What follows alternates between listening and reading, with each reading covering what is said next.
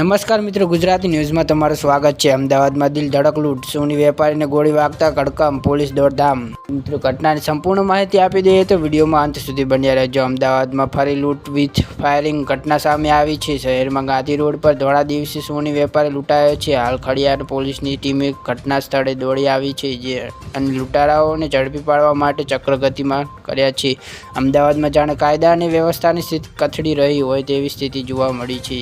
શહેરમાં બુટલીગરોની સાથે સાથે લૂંટારાઓ પણ મેદાને આવ્યા છે। અમદાવાદમાં એક અઠવાડિયામાં બીજી ઘટના બનતા ચકચાર મચી પામી છે।